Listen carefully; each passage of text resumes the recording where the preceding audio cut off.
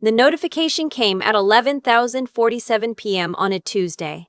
Not a phone call, not a knock on my door, a notification. A single text from my mother that read, "Your things are in the driveway. Don't come back inside." I was standing in the parking lot of the grocery store 2 miles away when my screen lit up. I had gone out to grab milk because my sister, Danielle, had specifically asked me to. She had smiled when she asked. That should have been my first warning sign. Danielle only smiles like that when she already knows something you don't. I want you to understand something before I tell you what my father found on her laptop 3 days later. Something that made him go completely silent for 4 minutes straight. I need you to understand that I was not a difficult daughter. I was not a rebellious woman who had spent years burning bridges and collecting enemies inside my own home. I was 31 years old, recently laid off from my job as a marketing coordinator after my company downsized, and I had moved back into my childhood home in Naperville, Illinois for what was supposed to be 4 months while I rebuilt my savings. I paid rent. I cooked dinner twice a week. I stayed out of the way.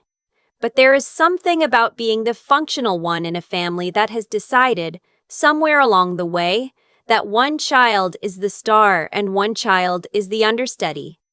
The understudy does not get a standing ovation no matter how perfectly she learns the lines. I had been the understudy my entire life. Danielle was 26, still living at home, still being handed things without asking for them, still treated like a guest at a hotel that the rest of us were quietly running without acknowledgement. I drove home with the milk in the passenger seat and turned onto our street and saw my 2 suitcases sitting on the front lawn in the dark. It was 41 degrees. October in the Chicago suburbs does not apologize for itself. My mother was in the kitchen when I walked up the front path. I could see her through the window, standing with her arms crossed, her face wearing that particular expression I had cataloged over 30 years.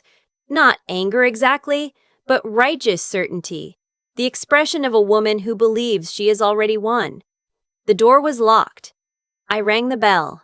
She answered without opening the screen door. "I know what you did," she said. "I don't know what you're talking about," I said, because I genuinely didn't. Danielle showed me everything. The screenshots, the emails. You went behind my back and reported her to her landlord's association. You cost her the apartment she was trying to get. After everything I've done for you. Her voice cracked on that last sentence in a way that told me she had been rehearsing it. You can find somewhere else to stay tonight. I need space from you. I stood on the porch and stared at her. I had not contacted any landlord. I had not sent any emails. I did not even know Danielle had been applying for an apartment because nobody had told me. But I understood, in that moment, standing under a sky that had gone the color of a bruise, that none of that mattered. Danielle had built a story and my mother had already moved in and unpacked. "Mom," I said, very carefully, "I didn't do this." "She has the proof," she said, and she closed the door. "Before I tell you what was on that laptop, before I tell you what my father uncovered while Danielle was in the shower, and my mother was on the phone with her sister talking about what a troubled person I had apparently become, I want you to understand something about how long this had been going on. I was not paranoid. I had not invented a pattern from nothing. There had been the college recommendation letter that mysteriously never arrived, the one from my high school English teacher who later told me she had absolutely sent it to the address I provided. There had been the job interview at my mother's friend's company that I had supposedly blown by saying something rude, though I had never said it, and nobody could quite explain how they knew I had. There had been small things, medium things, years of things that I had categorized as bad luck or miscommunication, because the alternative, that my own sister was quietly and methodically pulling threads from my life, was a conclusion I could not bring myself to reach. I sat in my car in the driveway for 20 minutes. My hands were on the wheel and the milk was still in the passenger seat, and I was doing the math of my situation. I had $2,300 in checking. I had a best friend named Carmen who lived 40 minutes away and who would absolutely answer her phone at midnight, which is exactly what I did. Carmen answered on the second ring. I told her where I was. I told her what had happened. She said one sentence, "Drive here right now and call your dad on the way." My father, Dennis, had been living in Columbus, Ohio since my parents' divorce 6 years ago. He called me back before I had even backed out of the driveway. He listened to the entire story without interrupting. When I finished, he said, "I'm driving up tomorrow morning. Don't talk to your mother tonight." His voice was quiet. Not the quiet of a man who is unsure, the quiet of a man doing calculations. I want to tell you about my father for a moment, because the comments on videos like this always ask about the father, and they deserve to understand who he is. Dennis is a retired operations manager. He spent 30 years in logistics, which means he spent 30 years being the person in the room who, when everyone is panicking and blaming and pointing fingers, sits down and asks one question: what does the data actually show? He is not a man who raises his voice because he does not need to. The few times in my life I have seen my father completely still and completely silent, things happened afterward that people did not forget. He arrived at my mother's house at 9 the next morning. I know this because Carmen drove me there to get the rest of my things, and we sat in her car across the street and watched him pull up in his Jeep. He did not slam the door. He walked up the front path at a normal pace. He rang the bell. My mother answered, and I watched her face shift from surprise to irritation to a careful, practiced neutrality. She let him in. This surprised me. My mother has never been able to resist an audience for her grievances, and my father had always been her least satisfying audience because he refuses to engage with the performance. 40 minutes passed. Carmen and I sat in the car and did not speak. She handed me her coffee without being asked. I drank it. Then my phone rang. It was my father. "Come inside," he said. The house smelled the same as it always had, that particular combination of my mother's candles and the faint ghost of wood polish that had lived in those walls my entire life. It felt strange to stand in the entry hall with my coat still on, like a visitor. Danielle was sitting on the couch with her knees pulled up, her arms wrapped around herself, already performing vulnerability. My mother was standing near the kitchen doorway with her arms crossed. She looked at me the way she had looked at me through the screen door the night before, like I was a problem she had already solved. My father was sitting at the dining room table with Danielle's laptop open in front of him. He had not asked Danielle for it. He had not argued or demanded. While Danielle was upstairs and my mother was making coffee, he had simply sat down at the table where the laptop was sitting open and started reading. Nobody had thought to close it because nobody had imagined he would come here and be calm enough to simply sit down and look. "Margaret," he said to my mother, using her full name the way he only does when he is being very precise, "I want you to come look at this screen. I'd like you to explain it to me." My mother uncrossed her arms and walked to the table. I watched her face as she looked at the screen. I watched the certainty flicker. On the laptop was Danielle's Gmail account, still open in the browser. My father had not hacked anything. He had not needed to. The compose window was right there in the drafts folder. An unsent email written 3 days ago, drafted and saved but never sent, addressed to the Landlords Association under a fake name, containing a fabricated complaint about a tenant named Danielle referencing a dispute that had never happened, along with a note at the bottom of the drafted Danielle's own words: "If this doesn't work, try sending from the other account." My mother stared at it. "That doesn't prove anything," she said. "That could be a draft from anything. You don't know the context." My father nodded slowly, the way he nods when he is deciding to be patient. He clicked to the sent folder. Sitting at the top was an email sent 4 days ago from a Gmail address that was not Danielle's, a secondary account, but one that was logged into the same browser, sitting right there in the account switcher dropdown. The email was sent to me. It appeared in the thread that I had supposedly initiated, the complaint I had allegedly made to the landlord, except this email had been sent to me from a fake address designed to look like the Landlords Association responding to a complaint I had never filed. It was a fake response to a fake complaint. Screenshot and present it to my mother as proof that I had started it. My mother had been shown a screenshot of a fake reply thread. She had never been shown the original complaint. She had never asked to see it. She had seen what Danielle showed her, which was specifically and carefully the piece that would make me look guilty. The room was very quiet.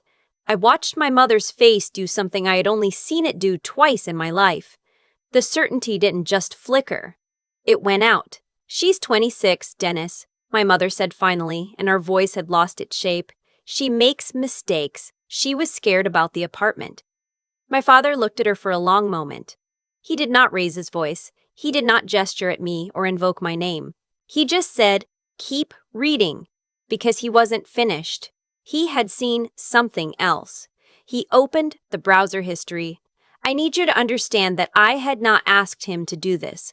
I did not know what he was looking for. I think he was following a thread that a man who spent 30 years in operations management recognizes instinctively. The thread that says this is not the first time. The browser history had not been cleared. Sitting in the search history from 8 months ago, when I had still been employed, when I had been interviewing for a senior marketing role at a firm in downtown Chicago, a role I had been genuinely excited about, a role that would have meant moving out of this house and starting the next chapter of my life, were the following searches. How to report a candidate to an employer anonymously. Can a hiring company be contacted about an applicant before offer? HR complaint process new hire. Below that, a visited link to the HR contact page of the firm I had been interviewing with. Below that, a Gmail draft. Same fake account. A brief, professional-sounding note expressing concern about a candidate, me, citing unspecified behavioral issues observed in a shared professional environment. I had not gotten that job. I had been told they went with another candidate. I had been told they went with another candidate. I had accepted it because sometimes you don't get jobs. I had not known there was another reason. I had not known because it had been handled so cleanly, so quietly, so far beneath the surface that there had been nothing to see. My father closed the laptop. He stood up. He did not look at Danielle. Danielle had stopped performing. She was crying now. The real kind, the ugly kind, the kind that happens when a person realizes the walls of a structure they have been living inside for years have just come down all at once. He looked at my mother. "She didn't just lie about the apartment," he said. "She cost her a job." He paused. "How many other things, Margaret?" My mother sat down. I had never seen my mother simply sit down like that, not in argument, not in defeat, but in the way a person sits when their legs have stopped being reliable. She put her hand over her mouth and she looked at the laptop and she did not speak. I want to be honest about what I felt in that moment, because I think it matters. I did not feel triumphant.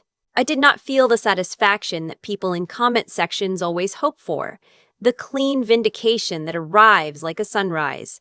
What I felt was something older and more complicated, a grief that had been waiting a long time for permission to exist. I had spent years being the difficult one, the one who was always slightly wrong, always slightly too sensitive, always slightly the cause of whatever had gone sideways. And now I was standing in my childhood home with my coat still on, and the truth was just sitting there on the dining room table, and it turned out the truth had been there the whole time. Danielle was still crying. She said my name. I did not look at her. "You need to tell her what you did," my father said to Danielle. Not loudly, not unkindly even, just with the precision of someone who understands that some things cannot be skipped. Danielle looked at the floor. "The job," he said. She pressed her palms over her eyes. "I was scared," she said. "You were going to leave. You always leave. You were going to move downtown and have your life, and I was going to be stuck here, and it wasn't fair." The room processed this. I had spent years asking myself what I had done wrong, what signal I had missed, what wound I had accidentally opened, what I could have handled differently. And it turned out the answer was nothing. The answer was that I had been good at things. The answer was that I had been about to go build a life, and my leaving had felt to her like an abandonment, and so she had made leaving impossible. Not with cruelty, not with malice exactly, with fear and the particular ruthlessness that fear produces in people who have never been asked to sit with discomfort. I understood it. Understanding it did not make it smaller. My mother raised her head. There is a specific moment in a conversation when a person has to decide who they are, not who they have always been, not who they meant to be, but who they are going to be from this point forward. I watched my mother reach that moment. She looked at me. I didn't know, she said. I know you didn't, I said. I should have asked. Yes, I said. You should have. There was nothing else to say about that right then. Some conversations need time to become what they're going to become. I knew that. I had been in enough of them. My father picked up his keys. I've already talked to Carmen, he said to me. She's got the guest room for as long as you need it. I've also called Paul. Paul is his attorney and has been for 15 years. You lost income from that job, sweetheart. That's not nothing. That's something we're going to address properly. He said this without drama, without spectacle. He did not look at Danielle when he said it. He was not performing. He was just telling me what he had already been working on while I sat in Carmen's car across the street drinking her coffee. We walked out together. The morning had gone gray and flat and Midwestern, the kind of sky that doesn't commit to anything. My father put his arm around my shoulders on the front path, and we stood there for a moment looking at nothing in particular. How long have you known something was off? He asked me. Years, I said. He nodded. He did not apologize for not seeing it sooner. My father is not a man who apologizes for things he didn't know. He is a man who acts on things once he does know, and that, I have come to understand, is its own form of love. Carmen had coffee waiting when I got back to her apartment. Real coffee, not car coffee. She had also, in the 45 minutes since I had texted her that we were leaving, made eggs and found a job listing at a marketing agency in the West Loop that she had circled with a highlighter and placed on the kitchen table next to my mug. That is the kind of person Carmen is. She solves things. She doesn't wait to be asked.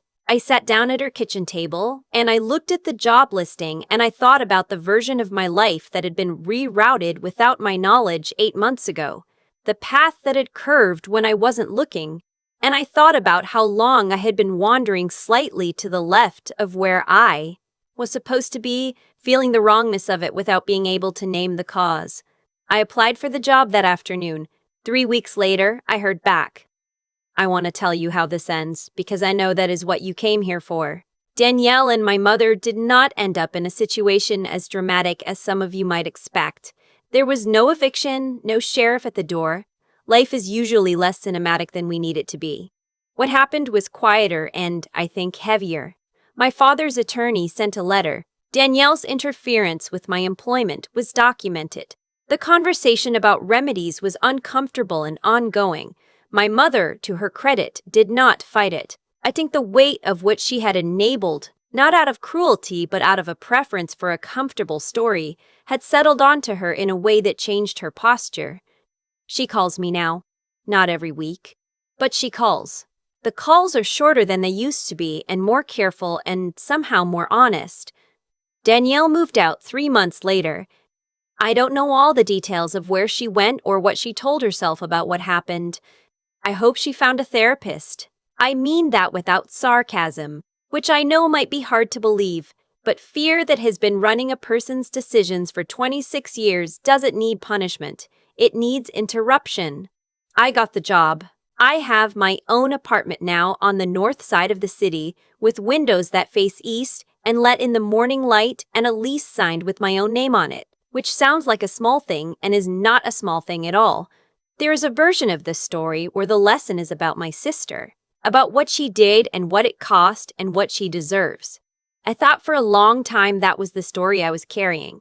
But the thing I think about now, in the mornings in my east-facing apartment, is my father at that dining room table, sitting down quietly, opening a laptop, following a thread, not performing rescue, not staging a confrontation, just doing the slow, careful work of finding out what was actually true.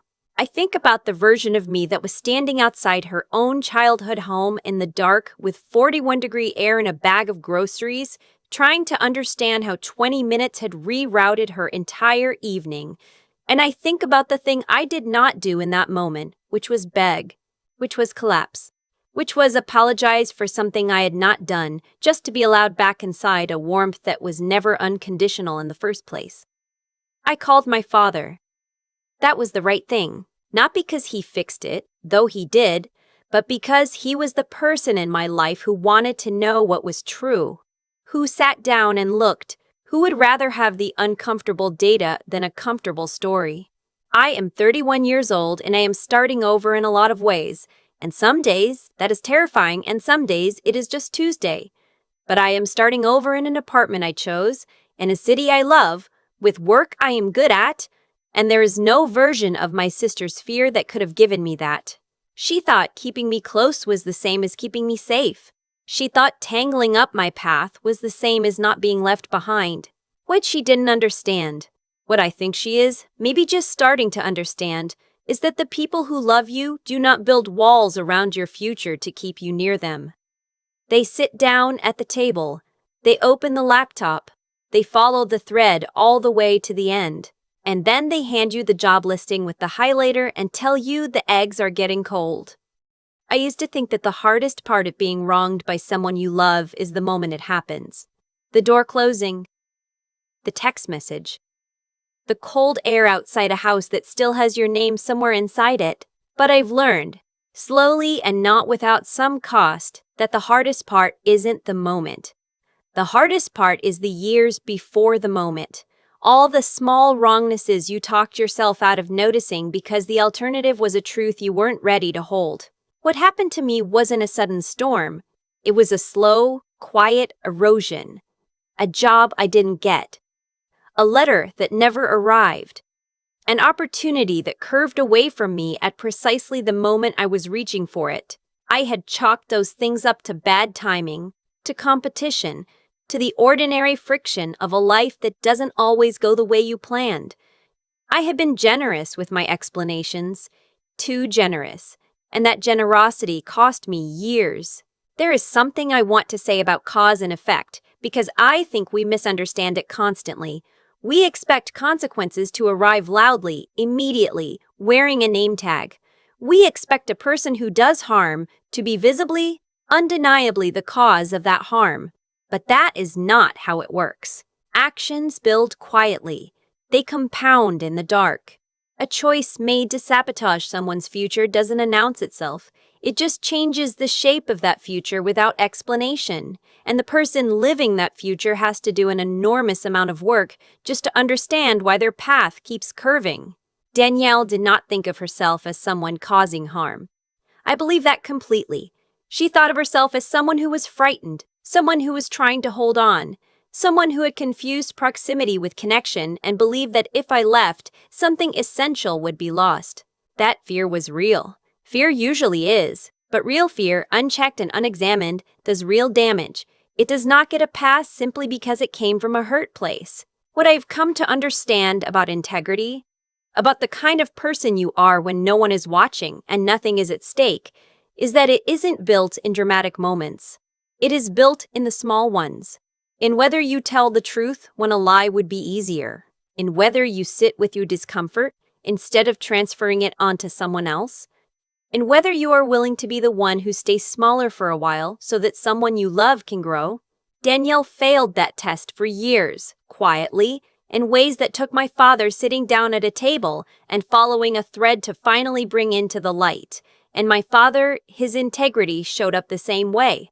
Not in confrontation, not in spectacle, in patience. In the willingness to look at what was actually there rather than what was comfortable to believe. That is intelligence in its truest form. Not cleverness, not performance, but the courage to keep asking what is real. I am rebuilding. It is not always graceful. But I am doing it with clear eyes and a signed lease and a job I earned without anyone standing in the way. That is not luck. That is what happens when the truth finally has enough room to move.